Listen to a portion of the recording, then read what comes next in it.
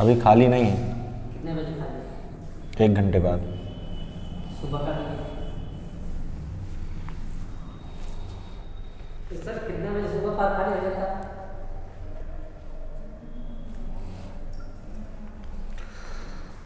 Hello students, एक बार फिर से आपका स्वागत है मुख्यमंत्री अभ्युदय योजना में। जैसा कि आप जान रहे हैं कि इस समय क्लासेस ऑनलाइन चल रही हैं, तो आज हम लोग का जो टॉपिक है वो है करंट इलेक्ट्रिसिटी।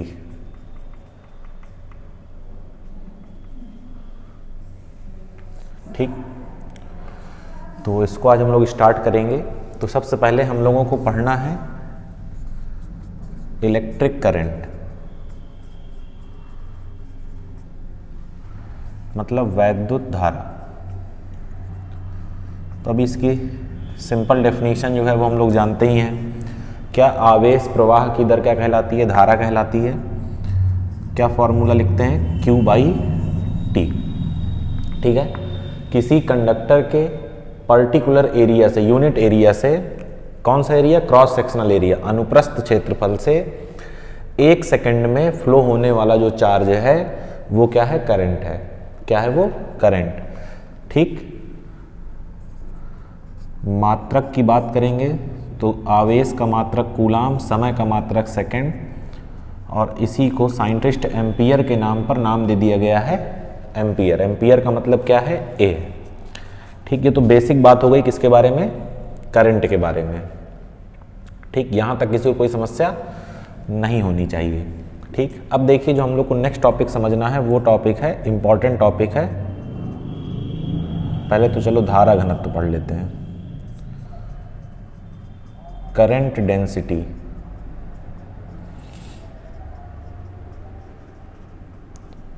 धारा घनत्व, करंट डेंसिटी। क्या है करंट डेंसिटी? जरा समझिएगा। इसको दिखाते हैं हम लोग J से। ये होता है I/A। ठीक, क्या है? किसी कंडक्टर के यूनिट एरिया से फ्लो होने वाली करंट, किसी कंडक्टर के एकांक क्षेत्रफल, यूनिट एरिया से फ्लो होने वाली करंट क्या है? धारा घनत्व, यानी कि करंट डेंसिटी। मात्रक की अगर बात करेंगे तो एम्पियर, और नीचे क्षेत्रफल मतलब मीटर स्क्वायर। ठीक, अब बात करते हैं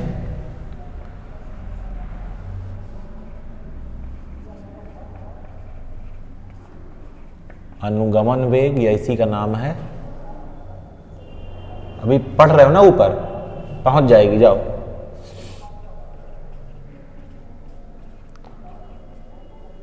अपवाह वेग, इसको बोलते हैं ड्रिफ्ट वेलोसिटी। क्या बोलते हैं इसको? Drift velocity. ठीक, क्या है ड्रिफ्ट वेलोसिटी? जरा समझिएगा। देखिए, मान लीजिए ये कोई कंडक्टर है। कंडक्टर मतलब कोई चालक है। चालक की खास बात क्या होती है कि उसमें बहुत मात्रा में मुक्त इलेक्ट्रॉन यानी फ्री इलेक्ट्रॉन्स पाए जाते हैं। तो इसमें ढेर सारे फ्री इलेक्ट्रॉन्स हैं। अच्छा, हम लोग जानते हैं कि फ्री इलेक्ट्रॉन के मूव करने से ही, फ्री इलेक्ट्रॉन यानी कि आवेश के मूव करने से ही हमको क्या मिलती है? करंट मिलती है। तो आखिर मान लीजिए कि ये अगर कोई चालक तार है तो इसमें बहुत सारे इलेक्ट्रॉन हैं। तो अगर बहुत सारे इसमें फ्री इलेक्ट्रॉन्स हैं तो हमको क्या मिलनी चाहिए? करंट मिलनी चाहिए। तो ये वायर अगर ऐसे रखा हुआ है तो इसमें करंट फ्लो होनी चाहिए, और अगर करंट फ्लो होगी तो हमको इलेक्ट्रिक शॉक लगना चाहिए। लेकिन ऐसा नहीं होता है। कोई भी तार अगर मान लीजिए मार्केट में दुकान में पड़ा हुआ है, उसको हम छू लेते हैं तो कुछ नहीं होता। ऐसा क्यों? क्योंकि जो ये इलेक्ट्रॉन्स हैं ये किसी कंडक्टर के अंदर रैंडम मोशन कर रहे हैं। कौन सा मोशन कर रहे हैं? रैंडम। रैंडम मतलब अपना मनचाही, हिंदी में इसको बोलते हैं यादृच्छिक। ठीक, तो हो सकता है कोई इलेक्ट्रॉन इधर जा रहा हो, कोई इलेक्ट्रॉन इधर जा रहा हो, कोई इलेक्ट्रॉन इधर जा रहा हो, कोई इलेक्ट्रॉन इधर जा रहा हो, कोई इलेक्ट्रॉन इधर जा रहा हो, कोई इधर जा रहा हो। अच्छा, एक चीज यहां रह गई, जो डायरेक्शन होती है करंट की वो होती है पॉजिटिव चार्ज की गति की दिशा में। मतलब जिस तरफ पॉजिटिव चार्ज जाएगा उस तरफ क्या होगी, करंट होगी। या इसी का उल्टा लिख सकते हैं, निगेटिव चार्ज की गति की विपरीत अपोजिट दिशा में। ठीक, तो मान लीजिए इसके कारण से ये इधर जा रहा है तो करंट इधर, लेकिन ये इधर जा रहा है तो करंट इधर, दोनों करंट कैंसिल। ये ऊपर जा रहा है तो करंट नीचे, ये नीचे जा रहा है तो करंट ऊपर, दोनों कैंसिल। इस तरह बहुत सारे इलेक्ट्रॉन्स हैं, किसी ना किसी का पेयर ऐसा बन जाता है कि करंट कैंसिल हो जाती है। तो जो नेट करंट हमको मिलती है वो क्या मिलती है, जीरो।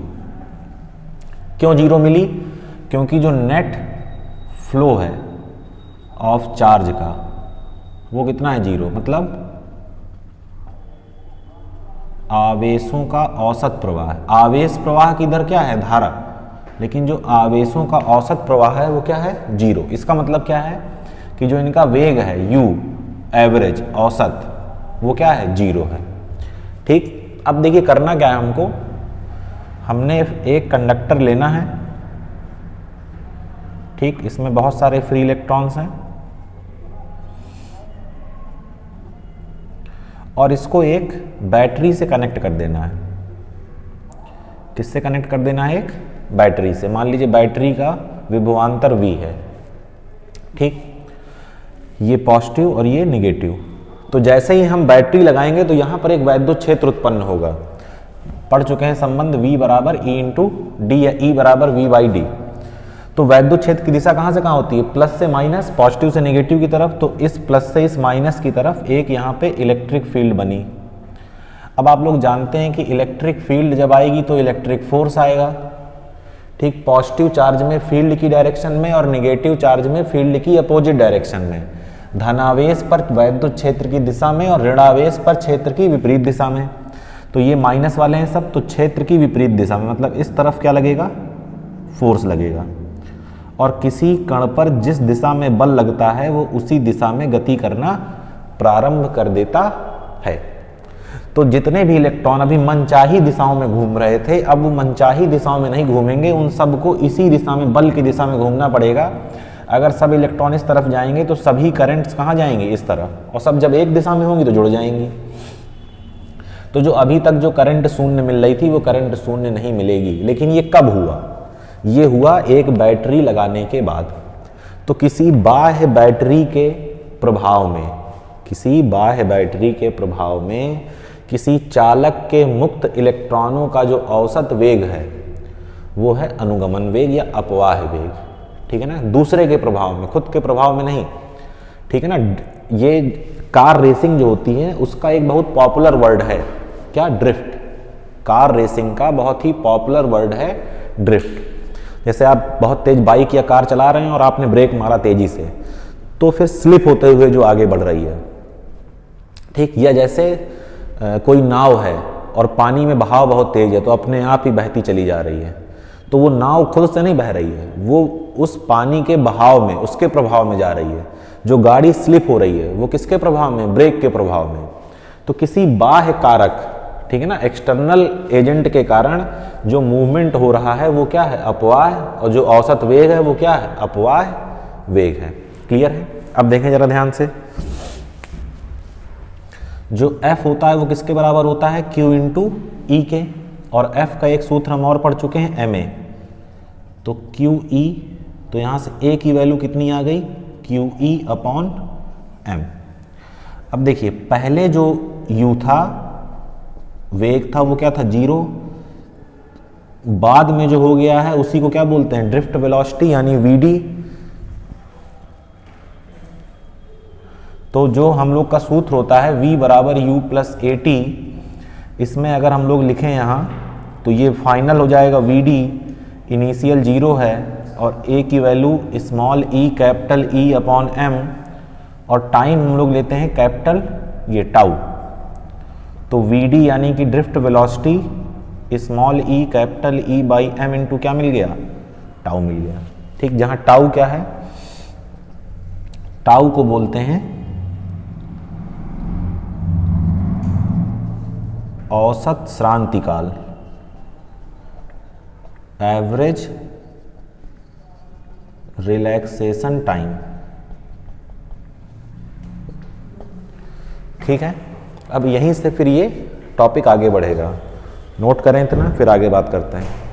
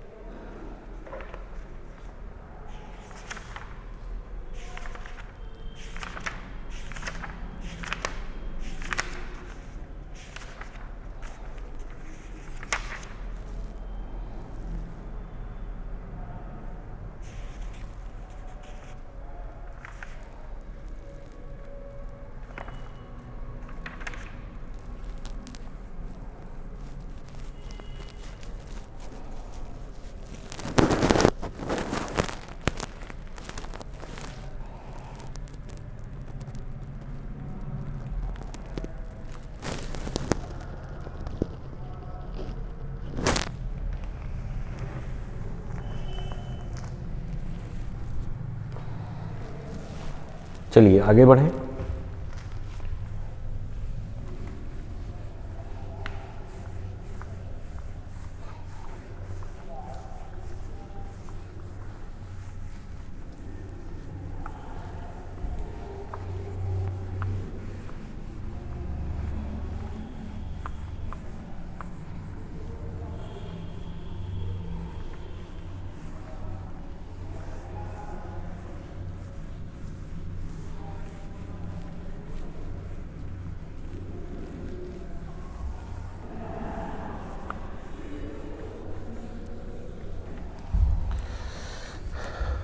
देखिए कोई हेडिंग नहीं है, कुछ इंपॉर्टेंट फॉर्मूले हैं, उनको समझना है। एक आपके पास वायर है जिसका एरिया A है और लेंथ L है, ठीक। माना तार यानी वायर के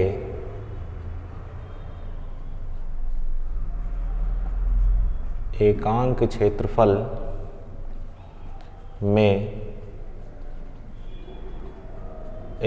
एकांक क्षेत्रफल की जगह एकांक आयतन ले लीजिए, यूनिट वॉल्यूम। एकांक आयतन में इलेक्ट्रॉनों की संख्या स्मॉल n है। मतलब जब वॉल्यूम 1 होगा तो इलेक्ट्रॉन कितने होंगे n, जब वॉल्यूम 2 तो इलेक्ट्रॉन 2n, जब वॉल्यूम यानी आयतन 3, देखो एकांक आयतन मतलब जब आयतन 1 तो इलेक्ट्रॉन n, आयतन 2 तो इलेक्ट्रॉन 2n, आयतन 3 इलेक्ट्रॉन 3n, तो आयतन अगर v है तो इलेक्ट्रॉन vn। इसलिए पूरे आयतन में इलेक्ट्रॉनों की संख्या, ठीक, कैपिटल N मान लेते हैं इसको, क्या होगा पूरा आयतन और n।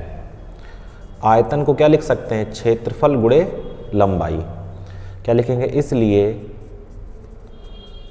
तार का आवेश Q का सूत्र क्या होता है आवेश का, N इंटू E, Q बराबर NE, तो small n a l e, Q आ गया। देखिए जो इलेक्ट्रॉन्स हैं वो किस वेलोसिटी से चल रहे हैं, vd वेलोसिटी से, ठीक। तो एक किनारे से दूसरे किनारे जाने में इनको कितना समय लगेगा वो देखना है। क्या लिखेंगे, देखिए इलेक्ट्रॉन को तार के एक सिरे से दूसरे सिरे जाने में लगा समय, तो t बराबर, समय बराबर होता है दूरी, मतलब दूरी कितनी चलनी है L बटे 4, ठीक। Equation 1 equation 2। तो जरा ध्यान से देखें क्या लिखेंगे, दिस इम्प्लाइज I, धारा का सूत्र अभी भी पढ़ा था, क्या होता है Q बाई T। Q का मान है NaLe और नीचे T की जगह क्या लिखना है L अपॉन Vd। इस L से L कैंसिल, Vd चला गया ऊपर, तो Vd small e n a। इसको याद करने की ट्रिक है वीना। ये है I और Vd में रिलेशन, क्या है ये, I एंड Vd में रिलेशन। अब यहीं से हम लोग डिफरेंट फॉर्मूले बनाएंगे। जैसे देखिए क्या लिखेंगे, सिंस Vd का फॉर्मूला भी यही पढ़ा था, small e capital E upon m into tau, तो यहाँ रख दीजिए। तो this implies I is equal to small e capital E upon m into tau, फिर स्मॉल e n a। तो ज़रा ध्यान से देखें, I a को नीचे ले आओ, a नीचे आ गया, स्मॉल n e 2 हैं, NE square tau divide by m, और यहाँ पे हमको मिल गया E। I अपॉन a होता है J, इस पूरे टर्म को बोलते हैं सिग्मा और इसको बोलते हैं E। अगर वेक्टर में लिखेंगे तो J बराबर सिग्मा E, ठीक है। ये एक्चुअल ओम्स लॉ है, मतलब सही वाला, अभी वो भी पढ़ेंगे, V बराबर I R भी, ठीक है ना। ये क्या है, एक्चुअल ओम्स लॉ, ठीक। जहां सिग्मा किसको माना है, NE square tau by m को बोलते हैं चालकता, ठीक। चालकता क्या, बेसिकली विशिष्ट चालकता है ये, लेकिन चालकता ही बोला जाता है जनरली, चालकता दूसरी होती है, G होती है वो, विशिष्ट चालकता, इंग्लिश में बोलते हैं कंडक्टिविटी। और जब केवल चालकता लिखते हैं तो उसको कंडक्टेंस बोलते हैं। अभी उसकी बात करेंगे। विशिष्ट चालकता क्या है? ये सिग्मा। क्लियर है? अब थोड़ा और आगे चलते हैं, इसी फॉर्मूले पे वापस आइए। क्या? एक तो ये फॉर्मूला निकल आया, फिर से देखिए सिंस आई बराबर, यहां से फॉर्मूले को उठाइए वापस, small E capital E upon M tau small E N A. देखिए सिंस हम लोग जानते हैं v का फॉर्मूला होता है e इंटू डिस्टेंस, तो यहाँ पे डिस्टेंस कितनी है? l, तो e का फॉर्मूला क्या बन जाएगा? v upon l। यहाँ रख दें तो this implies i is equal to small e, capital E की जगह लिखा हमने v अपॉन l, नीचे m पहले से लिखा है, टाउ लिखा है, स्मॉल e लिखा है, n लिखा है, a लिखा है। ठीक है? इस v को एक तरफ बचा लेना है, इस v को एक तरफ बचा लेना है, ठीक, बाकी सबको दूसरी तरफ भेजिए। तो देखो ये जो मल्टीप्लाई में कहाँ आएगा? डिवाइड में, तो n e स्क्वायर टाउ और ये एल एम ऊपर गए, तो m upon N E square tau, m upon N E square tau. अब ये l ऊपर गया और a आया नीचे और यहाँ बचा है i। फिर से देख लीजिए, एल एम नीचे से कहाँ पहुँचे? ऊपर, एल एम, आई पहले से था, आई लिखा है, एन ई स्क्वायर टाउ और ए ऊपर था तो कहाँ आ गया? नीचे। ठीक है? ध्यान समझना, ये जो इक्वेशन लिखी है ये देखो, सिग्मा था n E square tau by m, ये लिखा है n m upon N E square tau, मतलब उल्टा लिखा है, यानी इसको 1 अपॉन सिग्मा लिख सकते हैं। एल अपॉन ए आई लिखा है, इस 1 अपॉन सिग्मा को बोलते हैं रो, एल अपॉन ए और क्या लिखा है? आई, जहां rho is equal to 1 upon sigma, यानी कि M upon N E square tau. इस रो को बोलते हैं विशिष्ट प्रतिरोधकता। ठीक है ना? स्पेसिफिक रेजिस्टिविटी या सिंपल वर्ड चलता है रेजिस्टिविटी। ठीक, अब जरा समझिएगा इस फॉर्मूले से नीचे आते हुए। ठीक, देखो रो की वैल्यू किस पे डिपेंड कर रही है? एम, एन तो number of electrons, charge fix है, मास फिक्स है, टाउ, टाउ होता है श्रांतिकाल, श्रांतिकाल होता है दो टक्करों के बीच का समय। जब इलेक्ट्रॉन मूव करते हैं तो दूसरे इलेक्ट्रॉन से क्या होते हैं? टकराते हैं। तो दो टक्करों के बीच का जो समय होता है उसको बोलते हैं रिलैक्सेशन टाइम। ठीक है? ये जो रिलैक्सेशन टाइम होता है ये डिपेंड करता है किस पे? टेम्परेचर पे। मान लीजिए हमने टेम्परेचर बढ़ाया, टेम्परेचर बढ़ाएंगे तो एनर्जी इलेक्ट्रॉन की बढ़ेगी, तो जल्दी जल्दी जाके टक्कर मारेगा, तो कम समय लगेगा। अभी 5 सेकंड में मार रहा था, थोड़ा और तेज जाएगा तो 2 ही सेकंड में मार देगा। तो टेम्परेचर के बढ़ाने पर जो रजिस्टिविटी, ये जो टाउ है, इसकी वैल्यू क्या होगी? कम होगी। ठीक है? तो मतलब कहने का ये है कि जो रो हो चाहे सिग्मा हो, ये केवल किस पे डिपेंड कर रहे हैं? टाउ पे। और टाउ किस पे डिपेंड कर रहा है? टेम्परेचर पे। ठीक, तो मतलब रो और सिग्मा भी किस पे डिपेंड करेंगे? टेम्परेचर पे। अब क्या है, यदि भौतिक अवस्थाएं, भौतिक अवस्थाएं क्या होती हैं? Physical parameters. यदि भौतिक अवस्थाएं जैसे लंबाई, क्षेत्रफल, ताप नियत रहें, अगर ये हम कांस्टेंट कर दें, मतलब रो, एल और ए, रो को टेम्परेचर से कांस्टेंट कर दिया, एल और ए कांस्टेंट है ही, तो ये सब क्या हो गया? कांस्टेंट हो गया। और इस कांस्टेंट का एक नाम है जिसको बोलते हैं आर, आर को बोलते हैं प्रतिरोध, प्रतिरोध को बोलते हैं रेजिस्टेंस। ठीक, तो यहाँ पे आर रख दीजिए तो V का सूत्र आपको मिल जाएगा आर आई, जिसको आप लोग पढ़ते हैं V is equal to I R. ठीक, जहाँ R की वैल्यू कितनी है? रो एल अपॉन ए, मतलब रेजिस्टेंस प्रोपोर्शनल किसके है? एल के, लंबाई ज़्यादा तो रेजिस्टेंस ज़्यादा, और आर प्रोपोर्शनल किसके है 1/a के। कुछ बातें और हैं उनको समझते हैं, फिर सबको मिक्स कर देते हैं। देखिए यहाँ से आओ, सिंस आर बराबर V/I, तो V का मात्रक वोल्ट और I का मात्रक एम्पियर। तो R का मात्रक तो एक तो यही लिखा है वोल्ट प्रति एम्पियर, लेकिन एक वैज्ञानिक थे ओम, उसके नाम पे इनको ओम कर दिया गया। ठीक है, अब जरा समझना ध्यान से।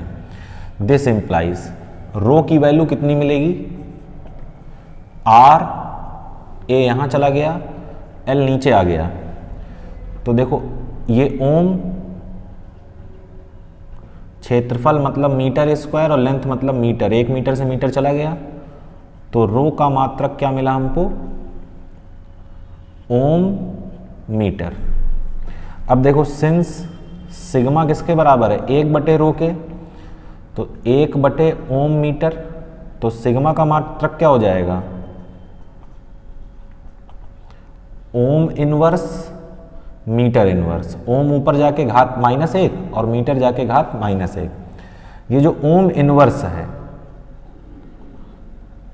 इसको हम लोग बोलते हैं MHO, उल्टा कर देते हैं। इनवर्स का मतलब क्या कर दिया, उल्टा कर दिया। ठीक है ना, इसको महो भी बोलते हैं, या सिंबल तो है ही है, ओम की पावर -1। तो अपने को फॉर्मूले कौन कौन से मिले, एक तो फॉर्मूला ये है,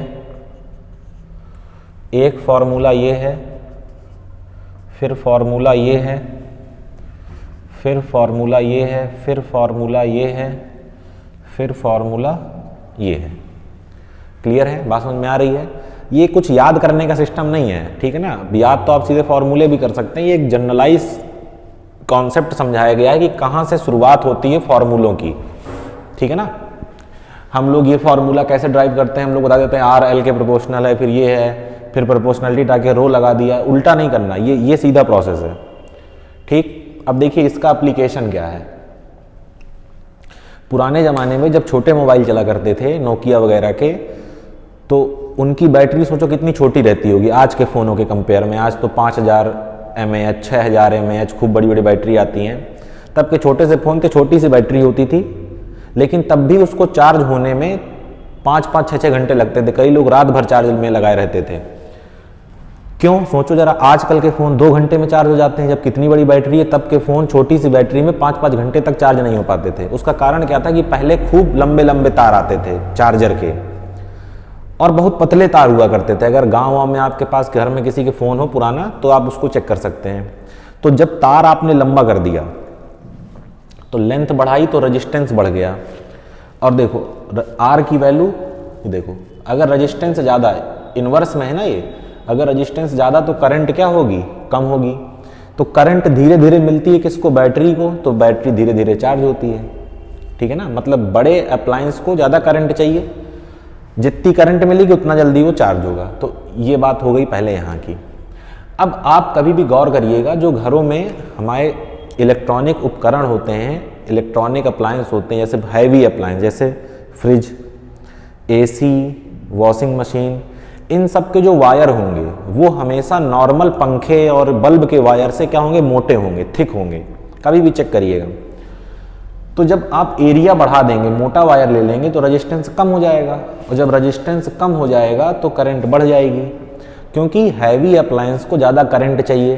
तो करंट ज़्यादा कहाँ से मिलेगी, रेजिस्टेंस को कम करिए। रेजिस्टेंस कम कहाँ से होगा, लेंथ को कम करो तो आर कम, और एरिया बड़ा करो तो आर कम होगा। इसलिए जो हैवी अप्लायंस होते हैं उनके वायर्स मोटे बनाए जाते। ठीक, इतनी बातों को नोट कर लीजिए।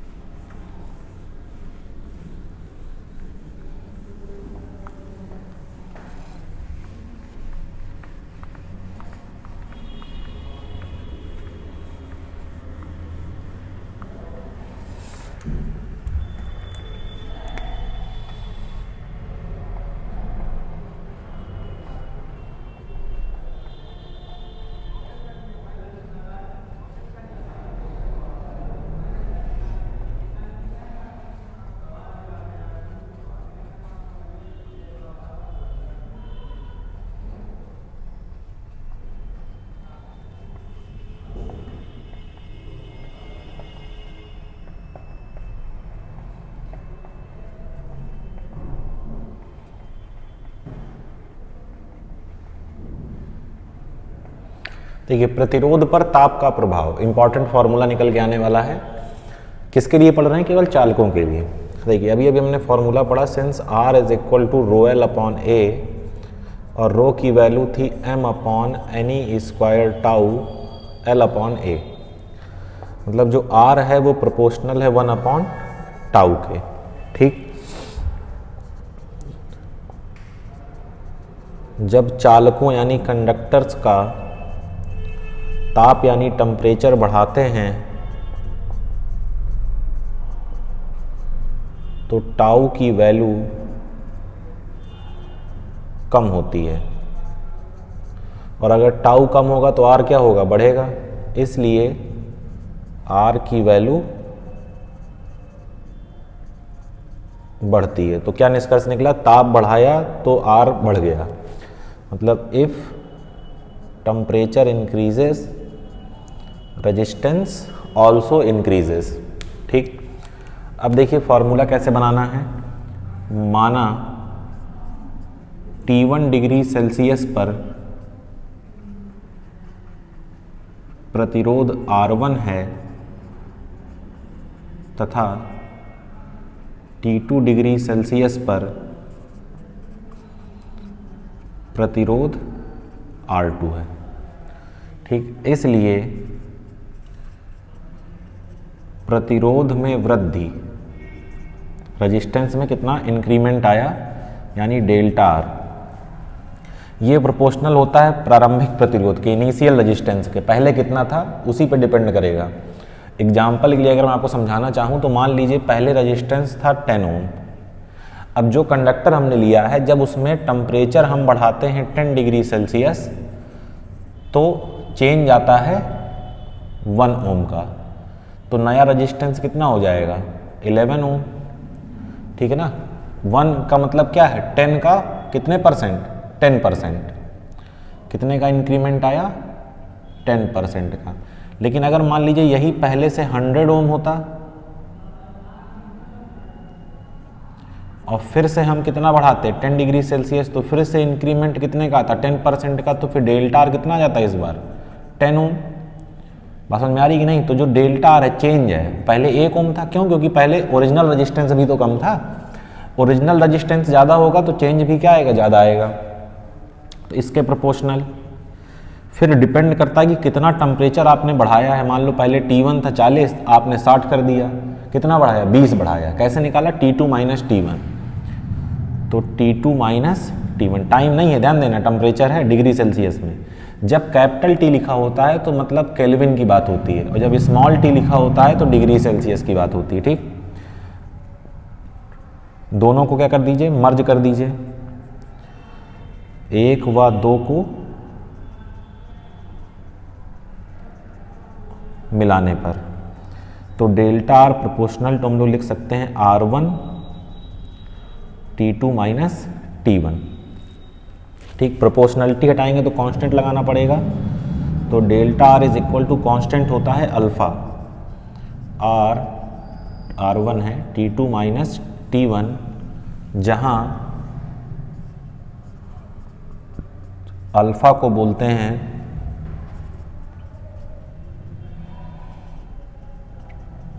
प्रतिरोध ताप गुणांक, टेम्परेचर कोफिशिएंट ऑफ रेजिस्टेंस। ठीक, और देखें ध्यान से, सिंस डेल्टा आर को क्या लिखेंगे? बाद वाला माइनस पहले वाला। तो यहाँ पे क्या फॉर्मूला मिलेगा? R2 minus R1 is equal to alpha R1 T2 minus T1, इस R1 को वहाँ ले जाइए तो R2 बराबर माइनस का R1 प्लस का हो गया alpha R1 T2 minus T1, R1 common ले लें तो 1 plus alpha T2 minus T1, ये एक फार्मूला मिला हमको जो न्यूमेरिकल में काम आएगा। यहाँ पर थोड़ा और ध्यान से समझेंगे। R1 क्या है, T1 पर रेजिस्टेंस, और R2 क्या है, T2 पर रेजिस्टेंस, ठीक है ना। इसको इस तरह भी लिख सकते हैं आप, R final is equal to R initial 1 plus alpha T final minus T initial, ठीक, इस तरह भी इसको आप समझ सकते हैं। क्लियर है। तो टेम्परेचर बढ़ने पर क्या हो रहा है, रेजिस्टेंस की वैल्यू बढ़ रही, केवल चालकों की बात हो रही है। अर्धचालकों में यही चीज़ रिवर्स हो जाती है, ठीक है ना। और एक चीज़ और, चालकों के लिए अल्फा क्या होता है, पॉजिटिव होता है, ठीक है ना। इसी प्रकार जब अर्धचालक पढ़ेंगे तो वहाँ पर बात होगी अर्धचालकों के लिए जो अल्फा है वो क्या होता है, निगेटिव होता है, ठीक। तो इतनी बातें नोट करें फिलहाल, फिर आगे बात करते हैं।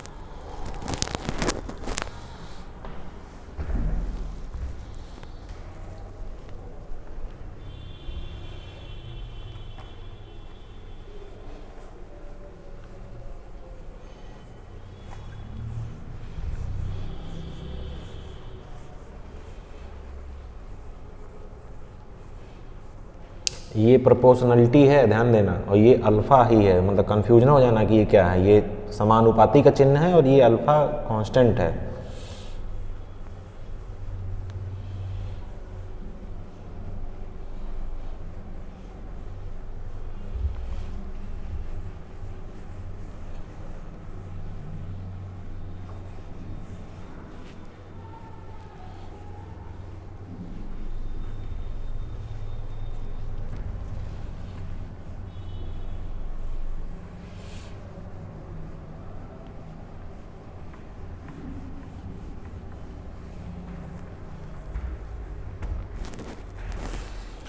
ये कुछ छोटी छोटी परिभाषाएं हैं।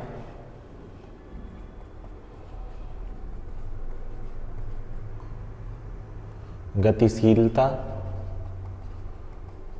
मोबिलिटी, म्यू से दिखाते हैं इसको। देखिए अभी जब हम लोगों ने थोड़ी देर पहले अपवाह वेग पढ़ा है तो वो किसकी वजह से आ रहा था? इलेक्ट्रिक फील्ड लगाने से। पोटेंशियल बैटरी लगाई थी तो क्या बनी थी? Electric field.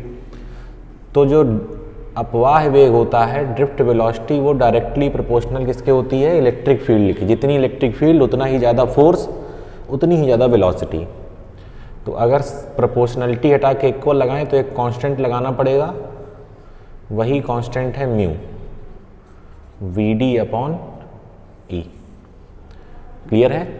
इसी को बोलते हैं मोबिलिटी।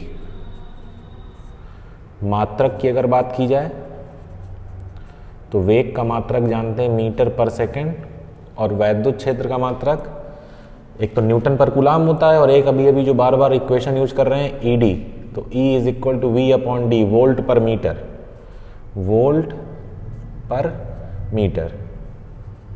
तो मीटर जाएगा ऊपर, सेकेंड आएगा नीचे, तो ये हो जाएगा मीटर स्क्वायर वोल्ट सेकेंड। ठीक।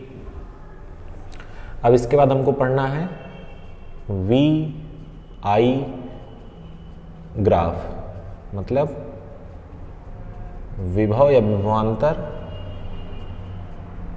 धारा ग्राफ। देखिए अभी अभी हम लोगों ने एक क्वेश्चन पढ़ी थी, सिंस V = क्या था? R/I की तुलना, मतलब इसका कंपेयर करना है y = mx से। ये y = क्या? mx क्या है? मूल बिंदु यानी ओरिजिन से जाने वाली सरल रेखा, मतलब स्ट्रेट लाइन। ठीक। तो जरा देखें ध्यान से, VI ग्राफ। देखो एक ये तरीका होता है, जो पहले लिखा हो ग्राफ में वो हमेशा y एक्सिस में और दूसरा वाला x एक्सिस में, एक नोटेशन है। ये होगा मूल बिंदु और यहाँ से जाने वाली स्ट्रेट लाइन, तो ये क्या बनाएगी? ग्राफ बनाएगी। ठीक। चलिए मान लीजिए कि ये एंगल थीटा है। कौन सा एंगल थीटा है? जो x एक्सिस से बन रहा है। एक पॉइंट यहाँ पर लिया, नीचे देखा तो करंट मिलेगी, कितनी है? मान लीजिए I1, और सामने देखेंगे तो पोटेंशियल मिलेगा, मान लीजिए कितना है? V1। एक और पॉइंट लेना है, नीचे देखेंगे तो करंट मिलेगी I2, और सामने देखेंगे तो विभव मिलेगा V2। इसको यहाँ से ऐसे मिला दीजिए, तो ये एंगल थीटा है, तो ये एंगल भी क्या होगा? थीटा। ये लेंथ कितनी होगी? V2 माइनस V1, और ये कितना होगा? I2 minus I1। ठीक। तो अगर इस ट्रायंगल में मैं tan थीटा लगाऊं, tan थीटा क्या होती है? स्लोप, प्रवणता, प्रवणता, स्लोप या ग्रेडियंट। M क्या होता है? tan theta. tan थीटा क्या होता है? परपेंडिकुलर अपॉन बेस, लंब बटे आधार। तो V2 minus V1, I2 minus I1। V2 minus V1 delta V, बाद वाला माइनस पहले वाला, मतलब डेल्टा, और ये delta I। Delta V upon delta I को हम लोग क्या कह सकते हैं? R कह सकते हैं। देखो आर का फॉर्मूला क्या बनेगा, वी अपॉन आई। तो वी अपॉन आई क्या बन गया, आर बन गया। क्या यहां से पता चलता है, इसका मतलब वी आई ग्राफ की प्रवणता यानी स्लोप प्रतिरोध यानी रेजिस्टेंस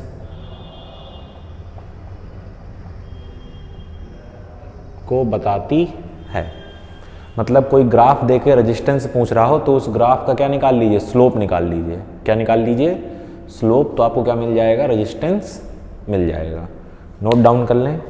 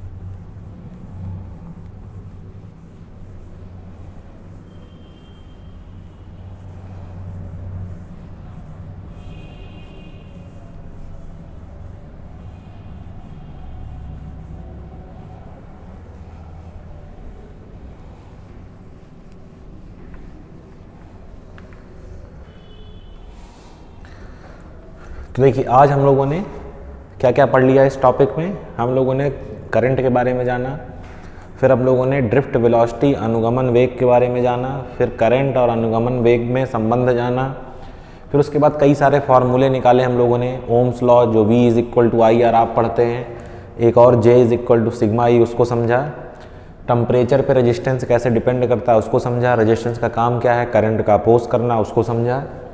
अब हम लोगों को पढ़ना है कॉम्बिनेशन ऑफ रेजिस्टेंस, मतलब प्रतिरोधों का संयोजन। नेक्स्ट टॉपिक हम लोग का क्या है,